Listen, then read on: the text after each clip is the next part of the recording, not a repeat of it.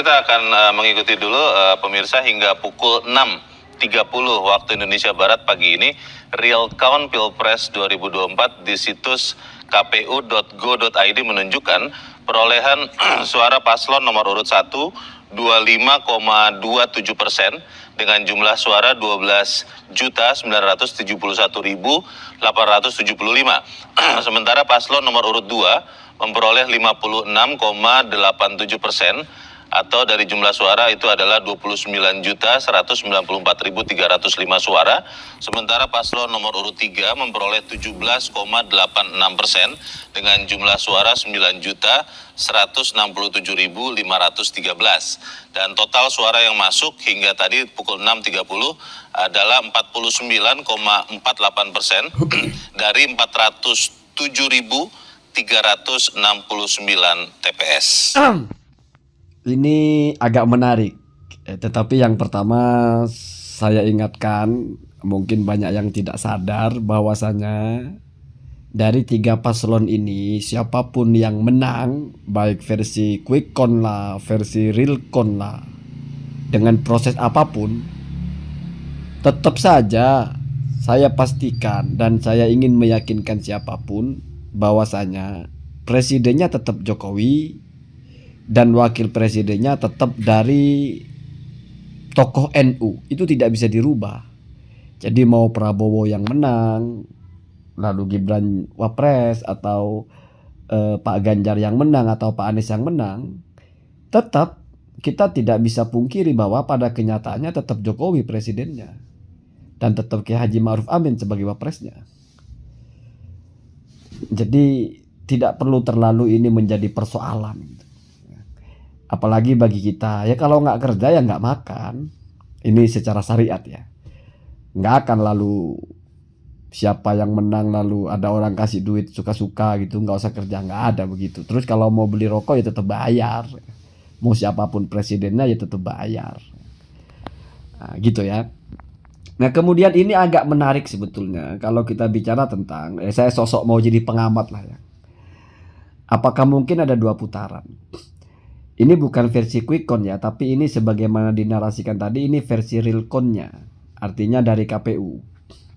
Per tanggal hari ini ya, dan ini kebetulan dihitung 6 jam yang lalu ya, artinya jam 6 pagi, mungkin sekarang sudah berubah. Di sini mencolok sekali kalau pasangan nomor 2 ini, yaitu Prabowo, itu 56%. Berarti total sisa yaitu 44% ya hanya dibagi 2 orang itu. Artinya misalnya pun 2 paslon tetap Prabowo ini unggulnya telak gitu. Apalagi menang, apalagi lawan 3 orang. Sehingga 44% itu masih dibagi 2 ya. Yaitu antara 9 dan antara 17 dan 25 ya. Tetapi di sini yang menarik bukan itu. Kalau kita seksama mencermati, ini kan adalah rekapitulasi atau ini adalah data masuk dari sekitar 407 TPS. Kalau totalnya adalah 823.000, maka 407.000 itu kan setidaknya 50% toh, atau di situ 49% lah. Ya anggaplah kita bulatkan 50%. Yang menarik kalau kita kaitkan dengan jumlah suaranya. Kita asumsikan ini semua suara sah lah, atau walaupun tidak sah tetapi persentasenya akan sama. Per TPS kita anggap rata gitu. Tidak sahnya kita anggap rata gitulah. Ya. Menariknya di sini adalah daftar pemilih tetap atau DPT atau orang yang akan memberikan suara itu ada 204 juta. Yang akan tersebar di 823 TPS. Nah, kira-kira akan begitu. Walaupun tidak bisa dipastikan apakah itu tersebar secara merata, tetapi kalau melihat hitungan di sini ini agak menarik. Ya. Di mana menariknya? Dari hampir 50% total TPS, ternyata suara yang masuk itu malah hanya sekitar 25%. Kenapa 25%? Karena kalau diakumulasi ya, total suara dari paslon nomor 1 12.971.000 sekian ditambah paslon nomor 3 ya, yaitu 9.160.000 sekian ditambah paslon nomor 2 29.194 sekian, itu baru sekitar 50 juta. 51 juta. 51 juta itu baru 25% dari 204 juta. Kalau real seperti ini ya, berarti dari total sisa TPS yang belum masuk, lebih dari separuh malah ya. Artinya 50% dari TPS yang belum masuk, atau sekitar 407 TPS lagi itu ya, itu mewakili 75% total suara. Berarti harus sekitar 153 juta ya suara di situ.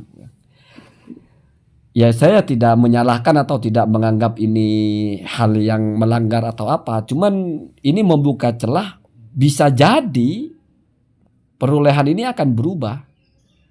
Kenapa? Karena kita jangan melihat TPS-nya deh, tapi lihat suaranya yang masuk. Memang secara TPS-nya itu sudah 47 TPS, tapi suaranya kan baru 25%. Artinya TPS-nya memang sudah 50%, tetapi suaranya baru 25%. Apa nanti banyak yang tidak sah gitu ya. Sehingga nanti ketika TPS-nya itu sudah masuk 100%, ya mungkin angkanya hanya 2 kali lipat dari ini gitu ya. Berarti nanti suara yang sahnya sekitar 100. Itu kayaknya tidak mungkin, berarti separuh dari suaranya tidak sah atau mungkin tidak nyoblos gitu. Memang tidak mesti linear ya antara jumlah suara dengan DPT ya. Kenapa? Karena DPT itu tidak mesti mereka nyoblos. Apalagi di negara kita ini kan tidak ada undang-undang yang mewajibkan orang nyoblos gitu ya. Artinya kamu tidak nyoblos tidak akan masuk kepada pidana. Ya, secara agama juga ya ada fatwa MUI bahwa haram golput, tapi itu kan statusnya fatwa ya, bukan undang-undang ya. Sementara kita kan tidak semuanya orang Islam gitu tuh. Kalau undang-undang kan berbeda. Jadi kalau di negara kita itu fatwa MUI itu tidak sekuat undang-undang. Kalau wajib menurut undang-undang atau dilarang menurut undang-undang itu konsekuensinya kan dihukum. Ya kalau fatwa MUI kan konsekuensinya ya bagi yang meyakini ya mungkin dosa kalau tidak nyoblos. Tetapi bagi yang tidak ya itu kan hal yang ijtihadiyah ya. Beda-beda pendapat ya. Jadi begitu ya. Jadi saya kira masih ada harapan lah. Jadi jangan fokus kepada berapa TPS-nya, tapi fokus kepada baru berapa suara yang masuk. Baru 25%, begitu ya. Tetapi kalau perolehannya tetap seperti ini, artinya Prabowo tetap 50+1 lah minimal. Dan yang kedua juga kalau kita lihat di sebarannya itu Prabowo itu menang di hampir semua provinsi. Padahal syaratnya kan, syarat kedua ya untuk lolos satu putaran itu adalah menang di 20 provinsi atau 50% dari semua provinsi. Provinsi kita kan 38, anggaplah 40, 20 provinsi. Prabowo menang di hampir semua provinsi kok. Hanya beberapa provinsi yang kalah gitu. Jadi ya sangat lenggang ya, apalagi syarat yang ketiga juga harus di atas 20%. Prabowo bukan cuma 20% itu. Saya lihat-lihat itu hampir di semua provinsi Prabowo itu di atas 45%, bahkan di atas 50 ya.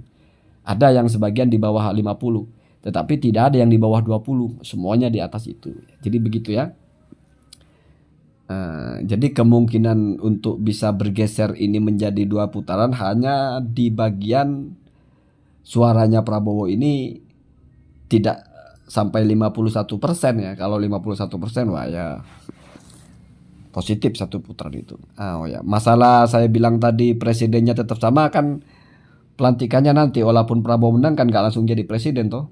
Nanti kan dilantiknya di akhir tahun. Jadi selama belum Prabowo dilantik ya tetap Jokowi presidennya. Perkara nanti setelah Prabowo dilantik kalau memang menang ya, ternyata Jokowi masih punya pengaruh lewat anaknya Gibran. Ya mungkin secara jabatan bukan presiden, tetapi ya namanya anak dinasihati orang tuanya kan atau diberi masukan kan bisa saja ya. Jangankan orang tuanya, presiden juga kadang-kadang punya tim penasehat atau tim ahli dan sebagainya begitu ya.